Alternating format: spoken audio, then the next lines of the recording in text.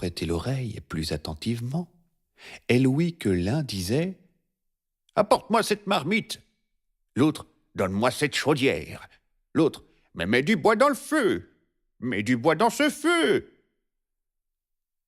La terre s'ouvrit dans le même temps, et elle vit sous ses pieds comme une grande cuisine pleine de cuisiniers, de marmitons et de toutes sortes d'officiers nécessaires pour faire un festin magnifique. Il en sortit une bande de 20 ou 30 rôtisseurs qui allèrent se camper dans une allée du bois autour d'une table fort longue et qui tous, la lardoire à la main et la queue de renard sur l'oreille, se mirent à travailler en cadence au son d'une chanson harmonieuse.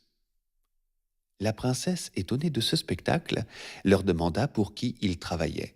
« C'est, madame, lui répondit le plus apparent de la bande, pour le prince Riquet à la houppe, dont les noces se feront demain. » L'idée d'enregistrer les contes de Perrault, d'en avoir envie, en fait, c'est venu d'un dessin de Nicolas Gouesbet que j'avais vu à l'époque. C'était Le Petit Chaperon Rouge. Il avait représenté le loup et le Petit Chaperon Rouge d'une manière qui m'avait beaucoup plu. Et comme Perrault, c'est quelque chose, c'est un nom qui me laisse rêver parce que mon enfance a naturellement été bercée par certains de ses contes, ça m'a donné envie de m'y replonger un peu plus. Alors j'ai découvert ensuite que Perrault, je ne le connaissais pas.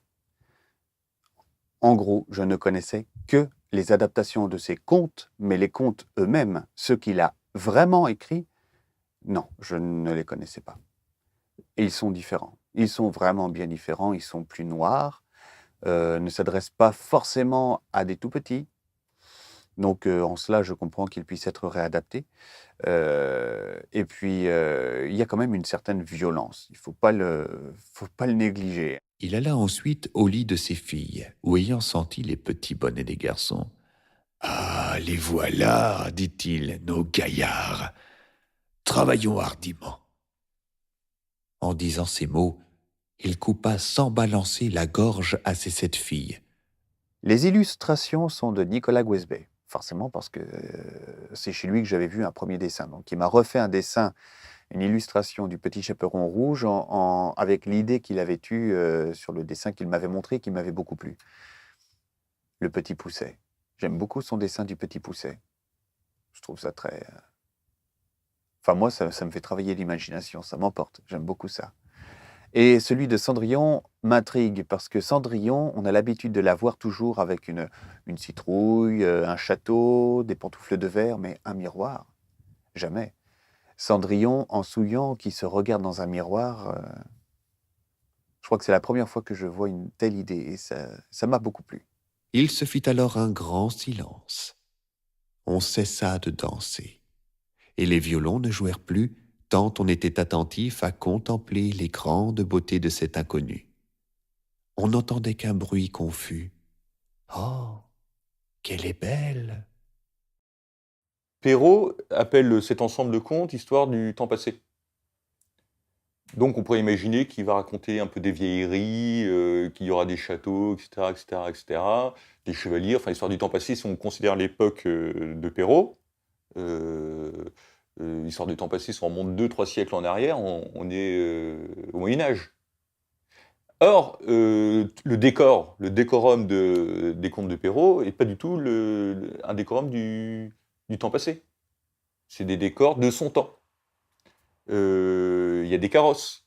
Les carrosses, on ne roulait pas en carrosse au Moyen-Âge, on roule en carrosse à l'époque de Perrault. Et c'est la même chose pour les miroirs à pied. C'est des miroirs qui apparaissent à l'époque de Perrault. Une fois de plus, c'est un signe en fait de la modernité de Perrault. Quelque part, Perrault est dans la mode. Peut-être même qu'il l'a créé. Elles montèrent ensuite au garde-meuble, où elles ne pouvaient assez admirer le nombre et la beauté des tapisseries, des lits, des sofas, des cabinets, des guéridons, des tables et des miroirs où l'on se voyait depuis les pieds jusqu'à la tête, et dont les bordures, les unes de glace, les autres d'argent et de vermeil doré, étaient les plus belles et les plus magnifiques qu'on eût jamais vues. Alors le choix de la narration, ça a été simplement de conter d'une manière, de lire et de conter d'une manière tout à fait naturelle. Des enfants à partir de la grande section de maternelle, CP, peuvent entendre ça. Mes enfants sont de cet âge-là, hein, 6 et 8 ans, et ils n'ont pas été traumatisés. Peut-être parce que c'est leur père, je ne sais pas. C'est peut-être à prendre en considération, mais non, je crois, ils ont pu écouter tranquillement.